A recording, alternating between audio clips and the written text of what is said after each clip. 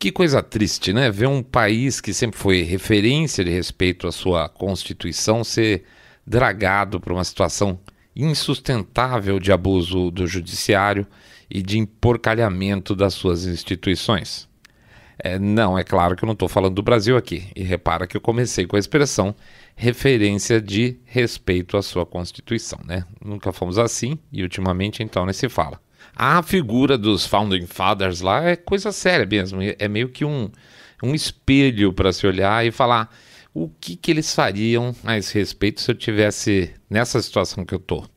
Com misto de esquerda demente, de democratas corruptos em um nível nunca visto antes naquele país, o país acaba balançando em cima das suas colunas com jeitão de que vai cair. E não se iludam, ele pode cair sim. Muito estrago já foi feito e uma enorme reforma em nome da sua civilidade vai ter que ser feita para que a república lá não vire uma porcaria com tantas outras pelo mundo afora. Bons exemplos são sempre atacados por bandidos e por idealistas de esquerda. Nenhuma estrutura sólida ajuda esses dois grupos. Sempre atrapalha, na verdade. A ideia sim é solapar, lá embaixo, lá nas fundações, lá nas sapatas, como dizem a Constituição Civil. Não estou sendo homofóbico não, né? É picar tudo bem picadinho para que caia primeiro o teto e as pessoas corram em busca de segurança. Idealmente, que busquem uma pessoa ou um salvador com poderes plenos ou um regime também salvador da pátria. Coisa bem, mas bem República de Banana. Minha intenção aqui hoje é mostrar que esse é o caminho que estão forçando a direção dos Estados Unidos e não preciso nem me esforçar muito para mostrar como isso seria prejudicial para todo mundo. Daqui a pouco a gente volta.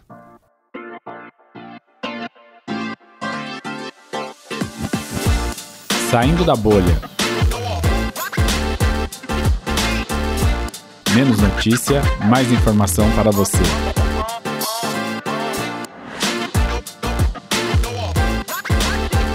Banana Republic of America. Bem-vindo ao Saindo da Bolha, esse é o nosso episódio 180 e hoje nós vamos falar sobre essa bananeirice que está virando os Estados Unidos. Antes de mais nada, a gente vai fazer o nosso jabazinho, na verdade. Eu vou explicar por que eu vou fazer o nosso jabazinho hoje direitinho. Uma coisa muito interessante, na verdade, no programa passado a gente não fez o primeiro jabá, só fez o segundo. E aí muda completamente a coisa, tá? A gente percebe que tem menos acompanhamentos, menos like, menos pix, menos tudo. Então, volto aqui para a posição inicial, pedindo para vocês entrarem no nosso site lá no www.saindabolha.com.br, clicando no botão follow, seguindo a gente no Spotify, Podcast Addict, Google e Apple Podcasts.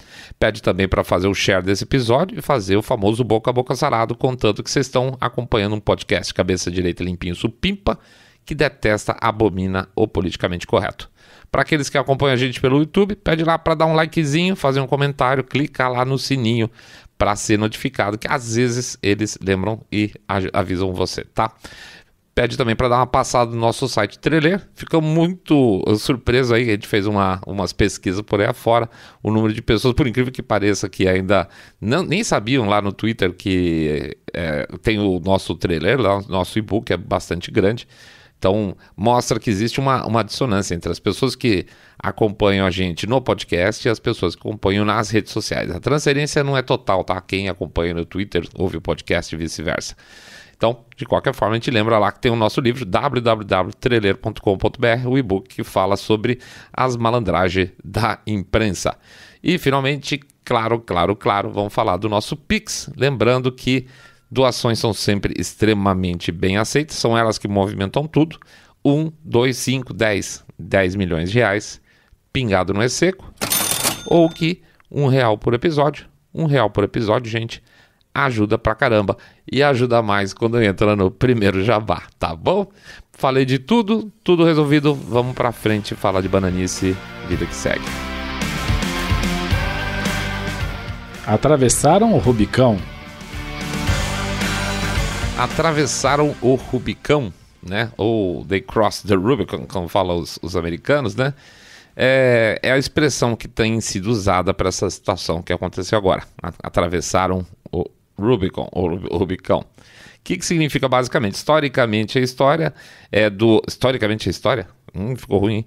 É o César, que estava lá combatendo na Gália, lá no norte, e o Pompeu ficava em Roma, tocando os negócios lá dentro, era o triunvirato. Na época estava tudo melada já a história, e o Pompeu estava preparando para impedir que o César pudesse concorrer ali para fazer parte do Senado.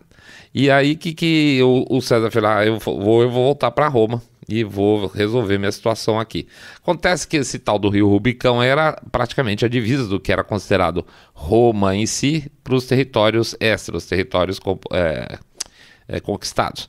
E a partir do momento que se dizia que você trazendo um exército a partir do Rubicão, do rio em si, você estava entrando em guerra com Roma, porque você estava entrando com um exército na região de Roma. E o César atravessou, né? Ele atravessou o Rubicão e a partir desse momento não dava para voltar mais. Então, a expressão lá e aqui tem esse mesmo significado, que a partir do momento que você atravessa o Rubicão, a coisa está feita, não tem como desfazer. Inclusive tem a famosa frase do César naquela situação lá, que é o alea jacta est, lá, que é a sorte está lançada. E, na verdade, o que os democratas fizeram recentemente, quando pediram para o FBI invadir, literalmente, a casa do Trump, lá em Mar-a-Lago, na Flórida, eles cruzaram um limite que agora não pode ser voltado atrás. É um limite muito grave, foi feita uma coisa além do que se poderia imaginar que os democratas chegariam nesse ponto, mas eles fizeram, tá? Basicamente, eles invadiram com a polícia, uma coisa bem nazi, né? A casa de um ex-presidente em busca de documentos. A gente vai falar um pouco mais sobre isso, tá? Então, a partir do momento que eles entram na casa do Trump, a imprensa começa a fazer também o seu papel, que é vender a ideia de que o Trump detinha documentos de que ele não poderia ter lá naquela casa, que é a desculpa do FBI, né? De quem pede a invasão. Na verdade, o FBI cumpriu a invasão, e o Departamento de Justiça americano foi quem solicitou a invasão. Quando o Departamento de Justiça pede essa invasão, na verdade, o que se pode dizer é que a administração Biden pediu a invasão, tá? Porque o Departamento de Justiça tem sido totalmente politizado lá nos Estados Unidos. Então, complicado. Hoje é quando a gente olha para esse panorama onde um presidente atual diretamente pede para entrar na casa do ex-presidente de maneira quase ilegal, a gente vê que a coisa tá muito feia, tá, gente? Tá muito feia, não é uma coisa, não tem nada de normalidade, não tem nada de normalidade jurídica nessa história também. A secretária de imprensa lá, a Jean-Pierre, ela foi questionada hoje sobre esse ponto, e foi muito engraçado que ela não conseguiu disfarçar a satisfação no rosto dela por alguns milissegundos. Ela tem um mini sorriso assim e ela se recupera e mantém a linha dentro do que é possível com a inteligência dela. Na hora que o repórter pergunta se o presidente Biden estava ciente dessa operação, ela dá um sorriso rápido e fala, não, ele não estava ciente.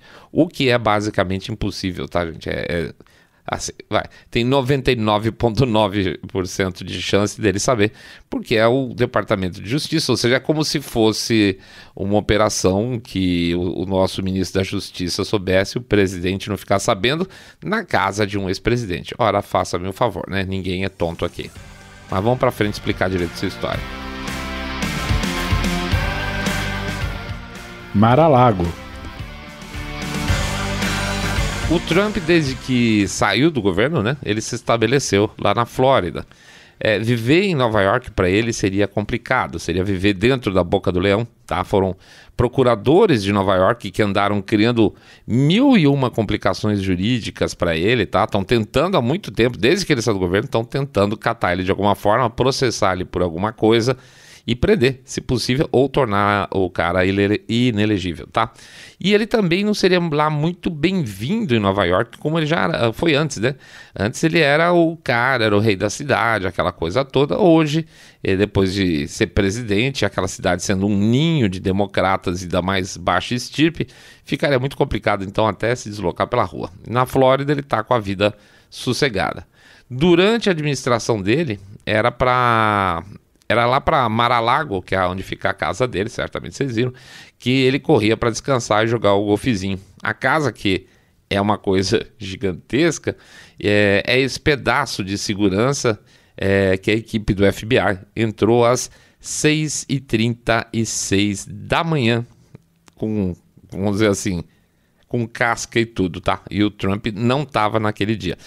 Já começa sendo um problema esse horário, tá? É um horário meio fora, normalmente se espera amanhecer. Veja, a questão sempre vai ser essa. Tudo que é legal é possível, tá? Mas ultimamente a gente tem visto com alguma frequência que a justiça não anda sendo muito legal, né? Então deixa eu contar uma história por aqui, essa história em si, para quem não sabe dos detalhes. Muito bem, o que acontece? Trump sai do governo americano e ele vai para Mar-a-Lago, tá? Ele vai para Mar-a-Lago e ele leva documentos da administração dele para casa dele. Não vamos esquecer o seguinte, por exemplo, todo ex-presidente lá tem sua biblioteca, né? E essa biblioteca tem documentos, inclusive, que fazem parte aí do Arquivo Nacional, que ficam com eles, ou cópias ficam com eles. Então ele tinha documentos na casa dele. Esses documentos, o que se argumenta um tanto, ele tinha documentos classificados em casa. Ele, como presidente, ele poderia desclassificar tudo que ele quisesse lá dentro, tá? Então não faz sentido, em princípio, ele ter documentos classificados dentro da casa dele, porque não teria problema, porque ele conhece, tá? Ele não levou nada que ele não poderia ter ou não poderia não ler. Não é, então, um absurdo ele, Trump, ter documentos da época da sua administração na casa dele, tá? O tal do Arquivo Nacional já tinha pedido parte desses documentos para ele. E, se não me engano, 15 caixas já haviam sido enviadas para o Arquivo Nacional. E o arquivo mandou uma carta na época, aí dentro dessa história toda, dizendo que o Trump estava colaborando, que as coisas que poderiam estar fazendo falta lá no Arquivo Nacional, ele estava mandando as cópias para eles lá, que estava tudo certo. Então, nunca houve problema em relação a esses documentos, tá? Ele não tinha nada, em princípio, ilegal que ele não pudesse ter lá dentro, que não fossem documentos que ele poderia ter da administração dele e eventualmente para tal da biblioteca dele no futuro. De repente, puf, virou um problemão. O Trump tem documentos em casa. E um monte de gente tonta entra nessa história. Que ele tinha esses documentos em casa? Tinha porque ele podia ter, tá? Então, e qual foi o processo que foi utilizado para que esse momento chegasse? Muito bem. A entrada do FBI, tá? Por que já foi direto ao FBI? Já foi direto ao FBI porque etapas foram puladas. Vamos dizer que ele tivesse documentos que ele não poderia ter ou que ele poderia ter e não tivesse fornecendo para o Arquivo Nacional. Não está dando uma cópia para os caras lá. Primeira coisa, normalmente o juiz poderia dar um mandado de busca, mas de uma certa lista de materiais, tá? Você não vai chegar assim e falar, olha, vai lá na casa do Trump e fuça para ver se acha alguma coisa. Isso não existe. O cara vai falar assim, olha, o Arquivo Nacional falou que está faltando esse documento, que teoricamente está na mão do Trump, ele não está mandando, então você bate lá na porta do cara e fala assim, Trump, eu quero isso assim. É isso que ele teria que fazer. Bom, então tá, vou lá dentro, vou buscar, entre aspas. Mas ele não pode chegar e falar assim, entra na casa do sujeito e procura o que você quiser. Esse é o primeiro ponto. Outro ponto, foi pulada a etapa de uma intimação. O que poderia ser feito? Isso quem está contando pra gente é um advogado famoso, chama Gershowitz, que aliás, ele é democratíssimo, tá? Inclusive ele falou, votei no Biden, desprezo o Trump. Mas ele estava explicando, antes de mais nada, você pode chegar pro Trump e falar, para os advogados do Trump, falar assim, amanhã às 9 horas eu estou na porta da sua casa e você vai vir comigo com esses documentos e eu vou ver se você não está escondendo nada lá nas suas caixas de documento, qualquer coisa nesse sentido, tá? Para o cara não ter tempo de destruir as provas. Você chega e fala, você tem 1 hora para estar em tal lugar com todos esses documentos. Nada disso foi feito, simplesmente um dia que o Trump não estava em casa, esses caras entraram com tudo. Eles não permitiram que nenhum funcionário acompanhasse. E as ordens que foram dadas pelo Trump, pelos advogados, vai abrindo a casa, deixa os caras verem o que eles quiserem, tá? Então, assim, até nesse sentido foi colaborativo, apesar da situação que eu posso chamar praticamente de ilegal. Outra coisa, vamos considerar o seguinte, por que então, se Se o cara tem o direito de ter os documentos dele e eles estão dizendo que não tem, então tem alguma história mal contada aí, certo? Muito bem. A teoria que corre é o seguinte: essa história toda de querer vincular o Trump com a invasão do Congresso, de querer dar um golpe de Estado, aquela coisa no dia 6 de janeiro, não está funcionando. Inclusive, a popularidade do Trump está aumentando naquilo que eles imaginariam que seria uma grande perda para ele, tá? O pessoal está vendo, realmente parece que ele não tem nada a ver com essa história, né? Então, como o 6 de janeiro não está funcionando para queimar o filme do Trump, eles precisam encontrar alguma coisa contra o Trump. Então o Departamento de Justiça e o FBI fizeram basicamente o quê? Fuçar na casa do Trump para ver se acha alguma coisa, com a desculpa de que é por causa desses documentos que ele pegou, entendeu? Eles estão indo lá para ver se acha algum troço lá escondido, e pode ser qualquer coisa. Qualquer coisa que eles pegarem a partir de agora dessa entrada, vamos dizer que eles achem, sei lá, que eles achassem uma bituca de maconha lá dentro, não tem nada a ver com o mandado. Mas fala assim, olha, o Trump é maconheiro, entendeu? Tá pronta a situação para achar qualquer ilegalidade não relacionada com o fator que é a chamada para eles lá para dentro da casa. Com um agravante enorme, com uma coisa enorme. Há a possibilidade de que eles plantem algum tipo de material para dizer que o Trump está cometendo alguma ilegalidade, tá? Visto que o campo está totalmente aberto, não tem nada a ver mais agora só com aquilo que está relacionado com os documentos do Arquivo Nacional, pode ser qualquer coisa, então nada impede dos caras plantarem alguma coisa lá dentro e simplesmente falar, achamos isso aqui na casa do Trump, com o agravante de que eles não estão sendo acompanhados, não foram acompanhados por ninguém, tá? Então, assim, é uma grande possibilidade disso, tá uma zica enorme, que se algum material muito bombástico, aspas, apareça, e que o Trump passe a ter uma grande dor de cabeça. E isso tudo, gente, é coisa de Banana Republic. E a coisa piora. Pois é, por incrível que pareça, a coisa piora. Passaram algumas horas, bastou passar algumas horas para que se fuçasse um pouco mais, procurasse entender um pouco mais a operação e achassem mais coisas relacionadas a essa operação. A Fox, por exemplo, anunciou que o juiz que autorizou essa operação toda é chamado Bruce Reinhart. Ele é um democrata, tá? Democrata, foi doador de Obama, doou uma boa grana para o Obama, e quando ele era advogado de defesa da equipe do Jeffrey Epstein. Olha que cara legal. E sim, é aquele cara, o Jeffrey Epstein é o cara que teoricamente se suicidou, teoricamente, né? E que tinha lá aquela ilha dedicada a atividades de pedofilia. Então, esse sujeito é um dos caras do time de defesa do Jeffrey Epstein. Que bom gosto. Engraçado que a Newsweek fez um fact-check, tá? Entre ontem e hoje também. E a gente comenta que no nosso e-book a gente comenta que é típico da imprensa americana e a brasileira às vezes também fazer fact-check de coisas que não precisam ser checadas, tá? O que é isso, por exemplo? Eles falam que o juiz lá, o Bruce Reinhart, foi apontado pelo Trump. Então, então se foi apontado pelo Trump como juiz, então tudo bem. Só que tem uma coisa a ver com a outra? Absolutamente não tem nada a ver uma coisa com outra. O fato de Trump eventualmente ter apontado o juiz para o cargo onde ele está não quer dizer nada, absolutamente nada. Mas a verdade é que um buraco é ainda mais embaixo. Além desse cara ser advogado da equipe do Heinz, ser um democrata convicto e já ter feito tweets criticando severamente o Trump, o tal do Bruce não é juiz, não é judge, tá? Como eles falam. Ele é um magistrate. Então, qual que é a diferença? A gente usa aqui magistrado e juiz como a mesma coisa. Eu acredito, eu não sei. Mas acho que no português basicamente é a mesma coisa. Lá você tem diferença. O juiz é o juiz que a gente imagina, que dá a sentença, que vai ver casos complexos, vai acompanhar aquela coisa toda.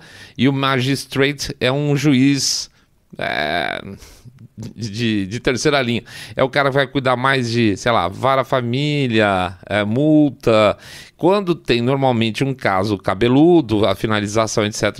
E tal, é encaminhada para um judge, para um juiz de verdade. O magistrate, ele não tem esse poder todo. Então, o cara nem é um judge, tá? Vamos dizer assim, ele é um juiz de, aspas, segunda linha. Então, enfim, gente, o mandato que permitiu a invasão do FBI à casa do Trump, que é uma coisa que nunca aconteceu na história dos Estados Unidos, pode ser, aspas, ilegal, no mínimo. No mínimo, uma forçação de barra jurídica permitida por um juiz que talvez nem tenha poder para isso. Mas espera, que aqui a coisa é que nem a TechPix, ainda tem mais. Ontem, o congressista Scott Perry estava na família com o carro, na estrada com a família, no carro dele, e ele foi abordado por uma equipe de policiais. Ele encostou o carro e os caras se identificaram como FBI, tá? Esse é um congressista ligado ao Donald Trump. Ele foi parado e os caras falaram assim: eu tenho ordem de pegar o seu celular. E o cara falou: como assim pegar meu celular assim do nada? Por que então, por exemplo, mesmo caso, exatamente o mesmo caso, por que o FBI não entrou em contato com o meu advogado e aí pediu, já que vocês queriam que eu entregasse, eu entregaria, não tem problema nenhum, vou entregar agora, mas eu quero saber por que vocês não fizeram o trâmite correto, que é primeiro pedir. Eu, em princípio, eu poderia falar não, mas não seria o caso, diz ele.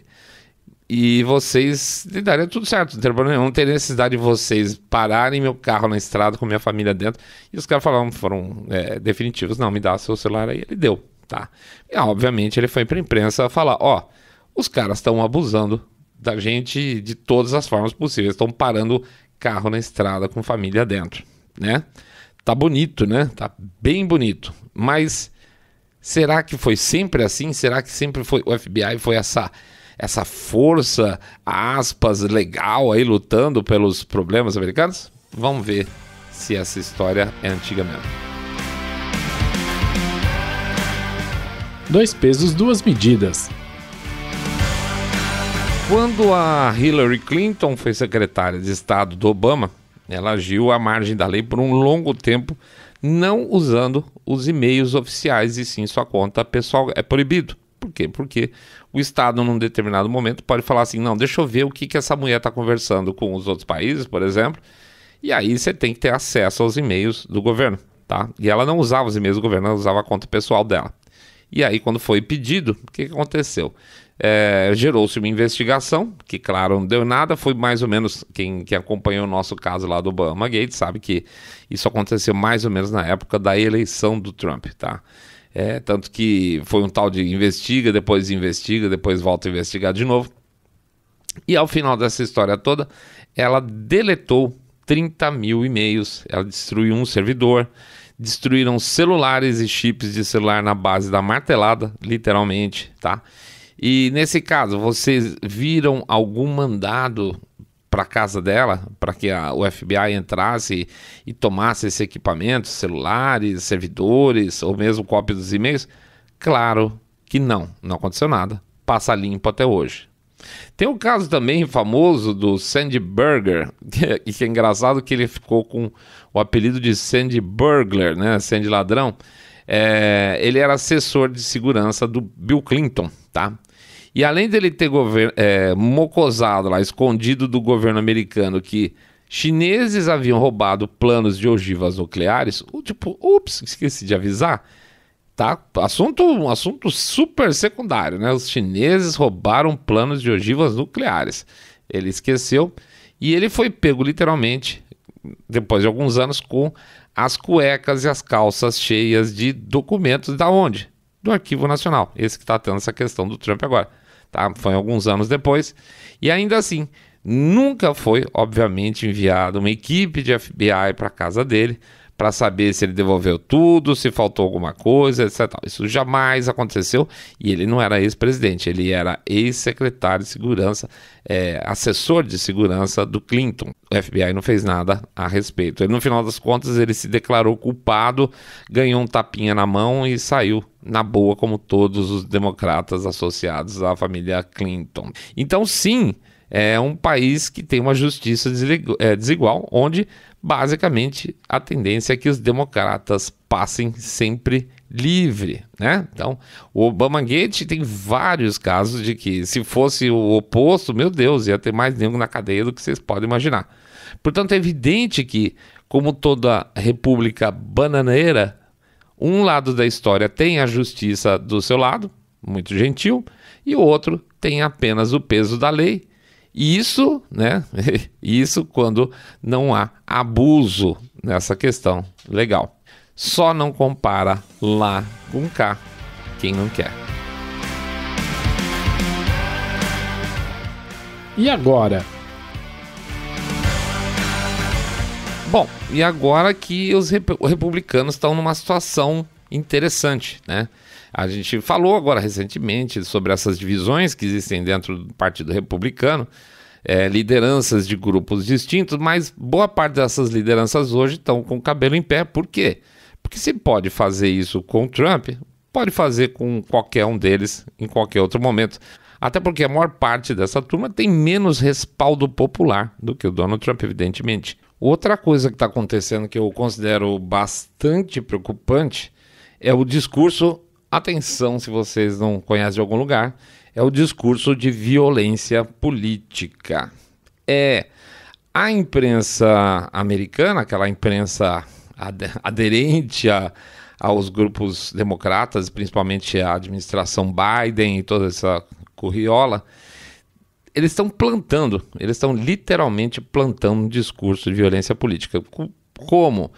Olha, como teve essa invasão aí, essa entrada na casa do Trump, que é totalmente legal, que eu acho que ele é um criminoso mesmo, os apoiadores deles vão ficar violentos. É bom a gente se preparar, é bom a gente já estar sabendo, porque conforme for vai ter que prender uns por aí, tá? Basicamente essa história, e tem muito a ver com aquilo que a gente falou. Primeiro você persegue o líder, depois você persegue os seguidores, né? Então eles já estão preparando o caminho através de uma narrativa de violência política, uma forma de perseguição àquelas pessoas, primeiro associadas e depois apoiadores da liderança política, no caso do Trump. A liderança republicana tem se reuniu anteontem, ontem, por exemplo, porque é óbvio que se pode acontecer o que aconteceu com o Trump, pode acontecer com qualquer um. Então lá agora eles estão batendo cabeça, vendo o que eles vão fazer, que tipo de reação vai ter que existir. E fica a imprensa forçando com essa história de, aspas, crimes, né, que levaram à invasão. O FBI só fez o que deveria, e isso não tem nada a ver exatamente com com o Departamento de Justiça, e muito menos com o Biden. Biden não sabe de absolutamente nada, tá? E a gente é tudo bobinho aqui. Mas fica uma pergunta: se a invasão foi como foi, né? Ou seja, entraram lá na calada da noite, vamos dizer, na madrugada, no final da madrugada, entraram sem acompanhamento, invadiram o cofre do Trump, roubaram as coisas que estavam lá. Roubaram, sinto muito. Pegaram as coisas que estavam no cofre do cara, viraram o guarda-roupa da Melania Trump, até falaram lá, viraram gaveta de calcinha dela para ver se achava coisas comprometedoras.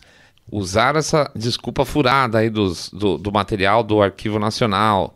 Conseguiram um juiz meia-boca. Tudo meia-boca, na verdade. Quem garante, então, visto que não tem segurança, acompanhamento legal nenhum pela parte pela parte do Trump, né, os advogados dele, quem garante que não podem plantar alguma coisa e dizer que olha o que nós achamos lá dentro, certo? Porque não tem nenhum acompanhamento da outra parte. Tudo pode ter acontecido, podem achar lá o que quiserem dentro da gaveta de calcinha da Melania, né? Evidências, sim, então podem ter sido ou vir a ser implantadas, ou dizerem que acharam e nem precisar plantar. O fato é que o Trump, na mesma noite, colocou um vídeo no ar. E nós vamos colocar esse vídeo depois no Twitter, porque é uma versão traduzida, porque no YouTube não rola, você fica botando muita coisa do Trump lá para não melar de vez o canal. E no vídeo, o Trump virtualmente avisa que agora sim. Então, agora eu vou ser candidato a presidente, tá?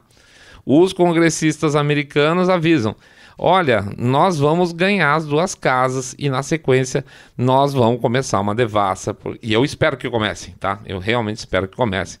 Mas vamos pensar o seguinte, gente. Como é que isso termina?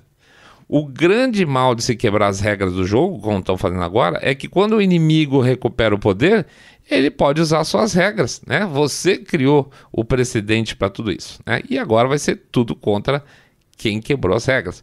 Como é que será que vai se comportar o Partido Republicano? Será que eles vão partir para vingança pura? Ou eles vão mostrar vamos dizer assim, com princípios como é que se faz a coisa certa? Eu torço para que seja possível ser feito as coisas da maneira by the book, como diz o presidente, dentro das 4 linhas, e que não se perca a cabeça, tá? Porque a partir do momento que a regra não tem mais regra, pode ser que os republicanos também não queiram seguir também, né? A divisão, então, que já pode ser sentida no ar, certamente vai acabar sentida de outras formas mais tangíveis no futuro. O que a gente espera de coração é que os democratas não tenham fraturado as instituições de tal forma que elas se tornem irreconhecíveis ou irrecuperáveis. Porque aí sim, gente, quem tem muito a perder não são só os americanos, não, tá? Mas vai ser praticamente todo mundo ocidental. E a gente sabe que o equilíbrio das coisas não anda muito forte. A gente espera que os Estados Unidos se recuperem desse episódio, mostrando o que é que os Founding Fathers pensavam do futuro daquele país que eles estavam criando. E que a gente tenha como exemplo disso, daqui a alguns meses, que tudo deu certo porque as instituições foram usadas da maneira correta. Mas a gente, infelizmente, não pode esperar isso desse bando de abutre democrata, tá? É isso aí, pessoal. A gente agradece a presença de todo mundo. Vamos lá, vou pedir para entrar no site www.saindabolha.com.br, clicar no botão follow ou seguir a gente no Spotify, Podcast Addict. Não sei se vocês ouviram aqui a Lana bocejando. Podcast Addict, Google Podcast, Apple Podcast. Ou seguir a gente lá no YouTube, clicando no sininho, dando um likezinho, fazendo um comentário para ajudar a gente nas estatísticas. Pede para dar o share no episódio, para o pessoal lembrar da gente, e fazer o tal do boca a boca sarado. Quando vocês contam para os seus amigos, vocês estão acompanhando um podcast cabeça direita limpinho supimpa, que detesta, abomina o politicamente correto. E aí a gente entra no bom e velho Pix, quando a gente pede para vocês considerarem de coração uma doação para o nosso programa aqui. 1, 2, 5, 10 milhões de reais, pingado não é seco. Lembrando que o Pix é aquilo que leva a gente para frente, tá? O código do Pix está nas nossas postagens nas redes sociais ou no QR Code que fica lá durante o episódio no YouTube também, tá? Sim, R$1 por episódio também. Tem essa turma que dá R$1 por episódio. A gente agradece sempre. R$1 por episódio ajuda pra caramba. Primeiro programa da semana, então, fechado. Sexta-feira a gente volta. Bom resto de semana para todos vocês. Grande abraço. Fiquem longe do frio, fiquem longe do vento, tá?